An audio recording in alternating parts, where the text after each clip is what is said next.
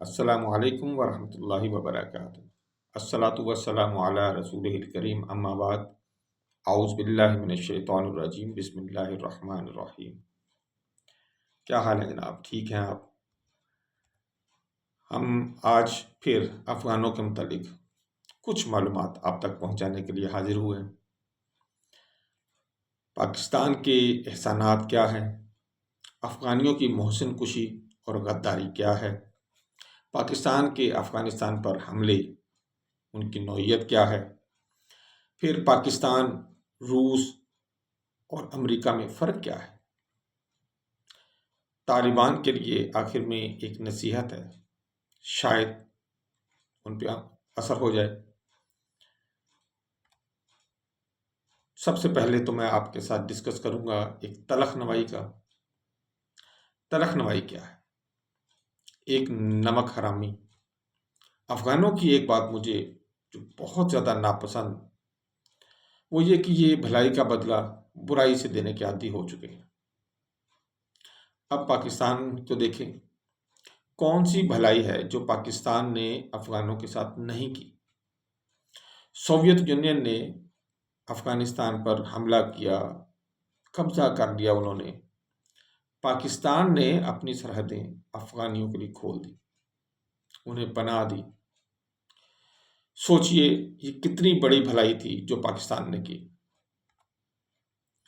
اور بھی ممالک ہیں ساتھ میں، ایران ہے، پر تاجکستان ہے، ازبکستان ہے۔ کس نے انہیں اپنے ملک میں آنے دیا؟ آنے دیا کسی نے نہیں آنے دیا۔ دوسری جانب ایران نے افغانیوں کو خاردار کیمپوں میں رکھا۔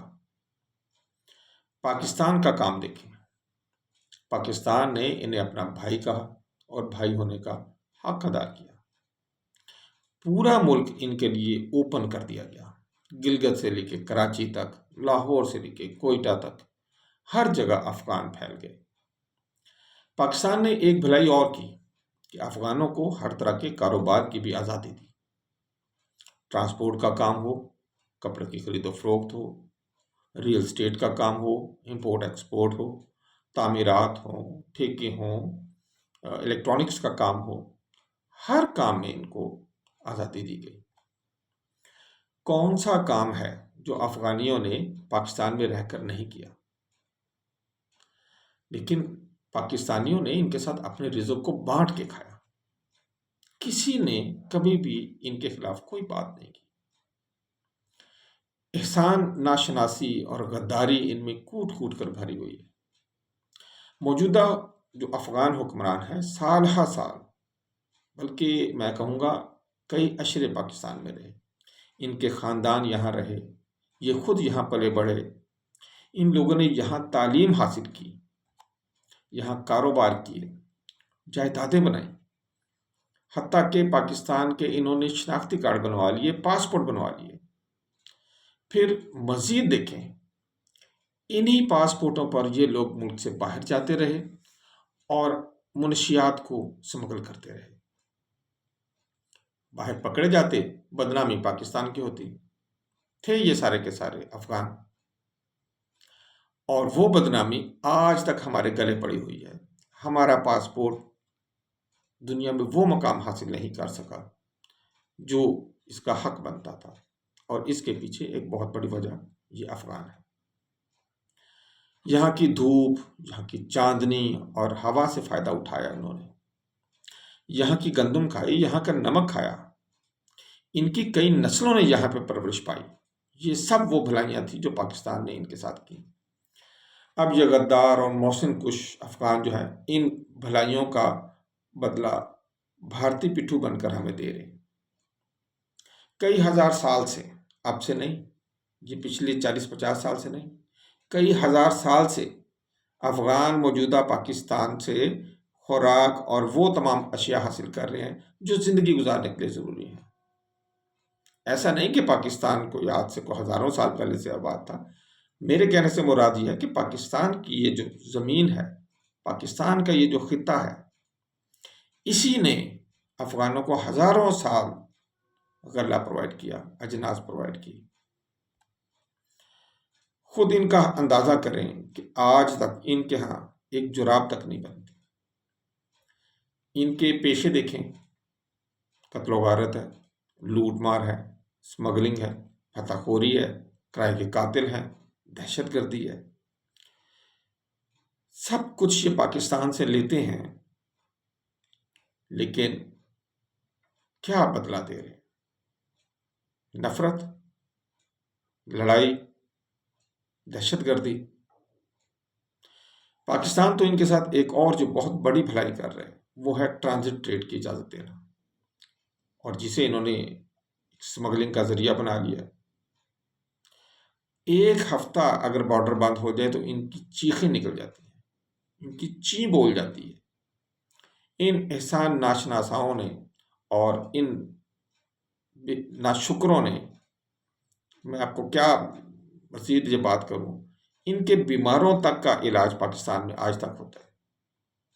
ان کے نوجوان پاکستانی تعلیمی اداروں میں تعلیم حاصل کرتے ہیں، اور ان سب بھلائیوں کا بدلہ یہ افغان اب بھارت سے مل کر اور ہماری افواج پر دہشت گردی کا ارتکاب کر کے دے رہے۔ کیا اسے نمک حلالی کہتے ہیں یا نمک حرامی؟ افغانوں کا مائنڈ سیٹ سمجھنے کے لیے ان کی تاریخ کا تھوڑا سا مطالعہ کریں، آپ کو بہت ساری کتابیں مل جائیں گی۔ میں آپ کو ایک کتاب کا حوالہ دیتا ہوں، کتاب کا نام ہے ریٹرن آف اے کنگ۔ یہ ولیم ڈالرمپل نے لکھی ہے،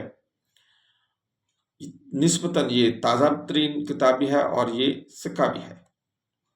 ڈالرمپل کی خصوصیت یہ ہے کہ وہ روایتی اور فرسودہ حوالے نہیں دیتا، بلکہ وہ جس زمانے کی بات کرتا ہے اس زمانے کی لکھی ہوئی ذاتی ڈائریوں اور روزنامچوں کو کھنگالتا ہے اور ان کے حوالے دے کر ان حقائق کو سامنے لے کے آتا ہے۔ آپ جانتے ہیں کہ اگر کسی نے کوئی ذاتی ڈائری لکھی ہے تو اس میں جھوٹ کا امکان بہت کم ہوتا ہے۔ وجہ یہ ہوتی ہے کہ ایک شخص اپنے لیے واقعات لکھ رہا ہے، اپنا ایک روزنامچہ لکھ رہا ہے، اسے اس میں غلط بیانی کی اتنی ضرورت نہیں ہوتی۔ ریٹرن آف اے کنگ میں ڈالرمپل لکھتا ہے کہ افغانستان کے، یہ میں آپ کو ایک واقعہ سر بتا رہا ہوں، وہ لکھتا ہے کہ افغانستان کے حکمران شاہ شجاع کے عمراء میں سے ایک شخص نے اپنے 60 اعزاء و اقارب کو دعوت پر بلایا۔ دعوت والے کمرے کے نیچے بارود کی بوریاں رکھی۔ کھانے کے دوران کسی بہانے وہ کمرے سے باہر گیا اور بارود کو پھاڑ دیا گیا۔ یوں اس نے اپنے قریبی 60 رشتہ داروں کو بھگ سے اڑا کر راکھ میں تبدیل کر دیا۔ افغانوں کی تاریخ ایسے بے شمار واقعات سے بھری پڑی ہے۔ ہر صفحے پہ آپ کو فریب کاریاں، دروغ گوئیاں اور ہیلا سازیاں نظر آئیں گی۔ جس قوم کی تاریخ اتنی سیاہ ہو اس کے لیے سفید جھوٹ بولنا ایک عام سی بات ہے۔ دیکھیں، جب بھی پاکستان نے ثبوت دیے کہ دہشت گردی افغانستان کی سرزمین سے پھوٹ رہی ہے اور پاکستان کو تنگ کر رہی ہے، طالبان حکومت نے کہا کہ ان کی سرزمین تو استعمال نہیں ہو رہی۔ ابھی حافظ گل بہادر جو مرا ادھر، تو وہ کون سی سرزمین تھی؟ وہ انہی کی سرزمین تھی۔ 70% وہ لوگ جو دہشت گردی کا ارتکاب کر رہے ہیں، اور پاکستان جب ان کو مارتا ہے تو ان کی نیشنلٹی افغان نکلتی ہے۔ جب افغانی حکومت، طالبان ہمیں یہ کہتے ہیں کہ ان کی سرزمین پاکستان کے خلاف استعمال نہیں ہو رہی، تو اس سے بڑا جھوٹ اور کوئی نہیں ہوتا۔ طالبان حکومت کی دیدہ دلری دیکھیں ذرا، کہ پاکستان سے فائدہ بھی اٹھاتے رہیں اور اسی تھالی میں چھید بھی کرتے رہیں۔ انہیں اپنی تجارت کے لیے وہاں کا بارڈر کھلا بھی چاہیے، پاکستان میں قتل و غارت کرنے کے لیے بھی انہیں کھلی چھٹی چاہیے۔ یہ چاہتے ہیں کہ کراچی کی بندرگاہ بھی ان کے استعمال ہو، وہاں سے سامان بھرے ٹرک ان کے پاس پہنچتے رہیں اور یہ پاکستان میں آگ لگاتے پھریں۔ واہ، کیا عمدہ اخلاق ہے اور کیا عزت نفس پائی ہے ان لوگوں نے۔ آج بھی لاکھوں افغان پاکستان میں رہ رہے ہیں، پاکستان سے ہر وہ فائدہ اٹھا رہے ہیں جو ممکن ہو سکتا ہے، مگر طالبان حکومت ان تمام شرمناک حقائق سے بے نیاز اپنے محسنوں پر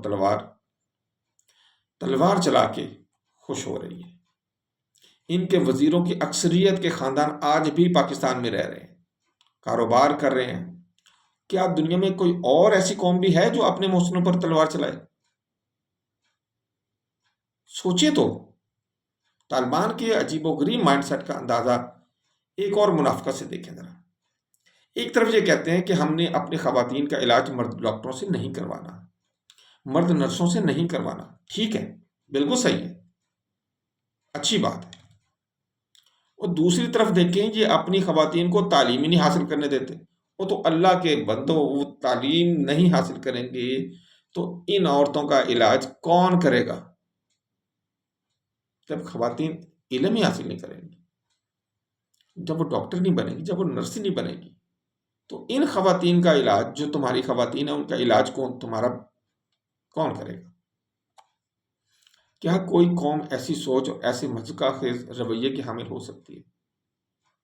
آئے روز عجیب و غریب قوانین نافذ کر دیتے ہیں۔ مثلا ایک میں آپ کو بتاتا ہوں، کچھ عرصہ پہلے حکومت کی جانب سے لوگوں کو کہا گیا کہ مکانوں کی کھڑکیاں جو ہیں ان کو سیل کر دیا جائے، بند کر دیا جائے، تاکہ گلی محلوں سے گزرنے والے مرد اندر نہ دیکھ سکیں، اندازہ لگائیں ان کا۔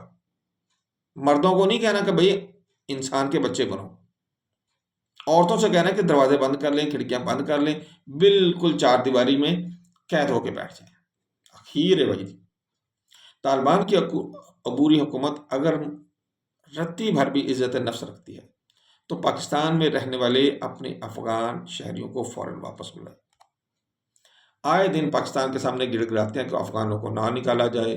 اور بھائی آپ تو بقول آپ کے غیرت مند قوم ہے نا، اتنی غیرت ہے، اگر پاکستان اتنا ہی کڑوا لگتا ہے، اتنا ہی غیر اسلامی لگتا ہے، تو بھائی اس پر انحصار ختم کرو، اپنے لوگوں کو واپس بلاؤ، ہماری جان چھوڑو، پاکستان پر اپنا انحصار ختم کر دو۔ پاکستان تو ان کی لائف لائن ہے۔ پاکستان آج اپنی مہیا کردہ سہولتیں واپس لے لے تو دن میں ان کو تارے نظر آ جائیں۔